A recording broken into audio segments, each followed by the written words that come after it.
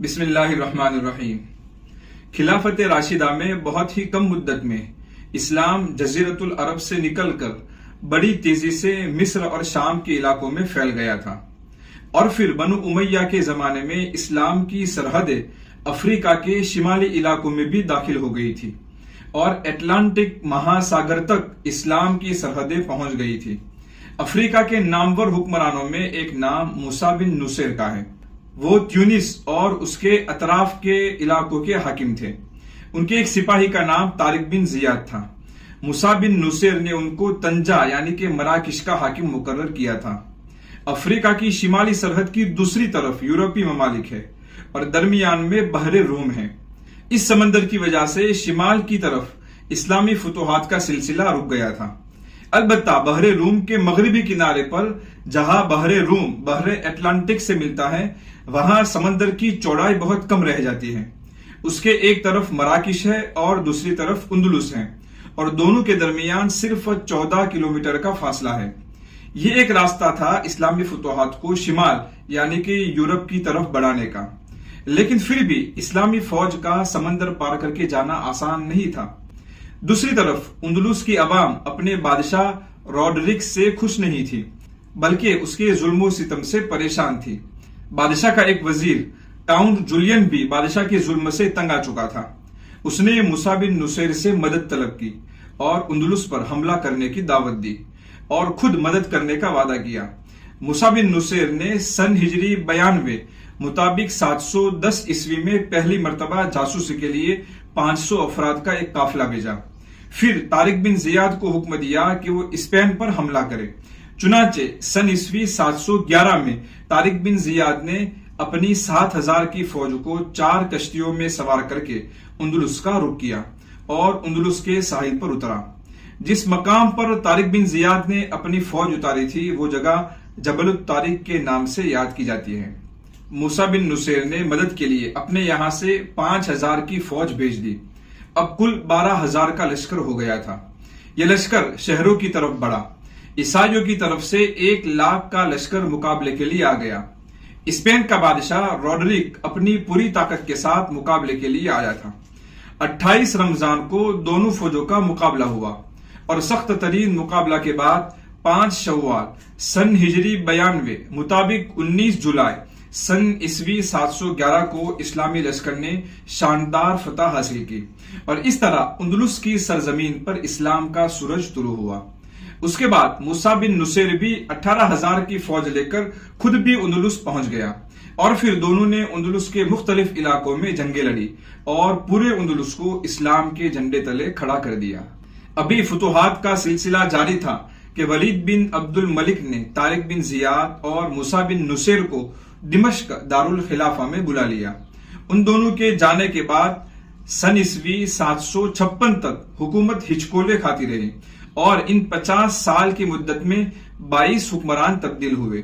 پھر جب مرکز میں یعنی کہ دمشق میں بنو امیہ کی حکومت ختم ہوئی اور بنو عباس کی حکومت شروع ہوئی، اس وقت بنو امیہ کے خاندان کا ایک فرد عبد الرحمن بن معاویہ بچتے بچاتے اندلس پہنچ گیا، اور اس نے 10 مئی سن عیسوی 756 میں وہاں کی حکومت اپنے ہاتھ میں لے لی۔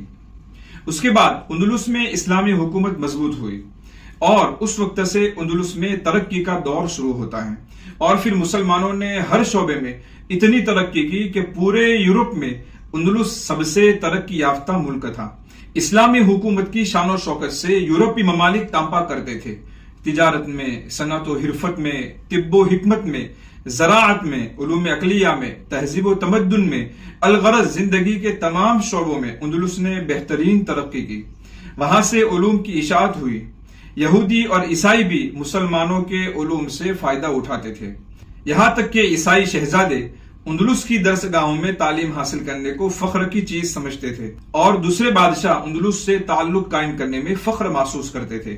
بنو امیہ کی سلطنت 756 سے 912 عیسوی تک رہی۔ اس کے بعد مسلمانوں میں طوائف الملوکی شروع ہو گئی، یعنی الگ الگ شہروں میں الگ الگ خاندانوں نے چھوٹی چھوٹی حکومتیں بنا دی۔ حکومت کے ٹکڑے ہونے کی وجہ سے ان کی طاقت کمزور ہو گئی۔ ان میں بعض حکومتیں اتنی کمزور تھی کہ عیسائیوں کے لیے ترنوالا ثابت ہوئی، اندلس کا یہ حال تھا کہ مسلمان اندرون اختلاف اور انتشار میں الجھے ہوئے تھے اور عیسائی متحد ہو کر مسلم علاقوں پر قبضہ کر رہے تھے۔ مسلمان اقتدار کی لالچ میں اتنے پاگل ہو گئے تھے کہ وہ دوسری مسلم حکومت سے ٹکرانے کے لیے اور اپنی حکومت کی حفاظت کے لیے عیسائیوں کی مدد لیتے تھے اور اپنے ہی بھائیوں کے خلاف عیسائیوں کو جنگ کرنے کی دعوت دیتے تھے۔ اس نازک صورتحال سے عیسائیوں نے خوب فائدہ اٹھایا اور اسلامی حکومت کا دائرہ سکڑنے لگا اور عیسائی پھیلتے چلے گئے۔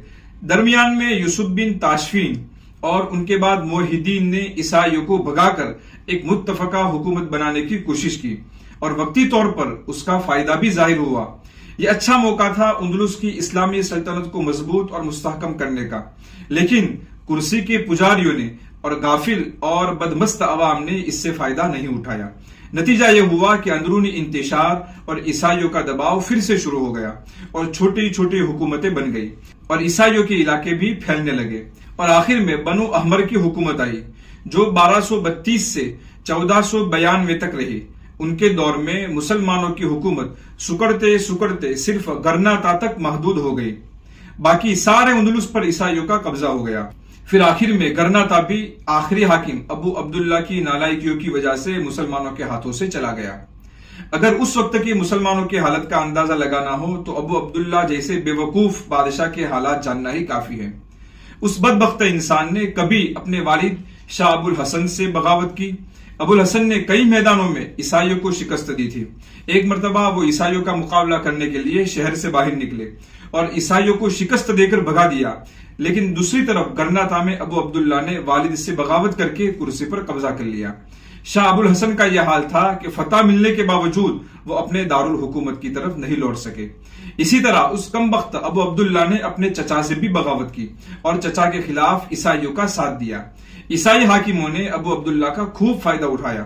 اندلس کے آخری دور کے حالات پڑھنے سے بخوبی یہ اندازہ ہو جائے گا کہ اندلس عیسائیوں کی بہادری کی وجہ سے نہیں بلکہ حریص اور بے وقوف حاکموں کی وجہ سے گیا ہے۔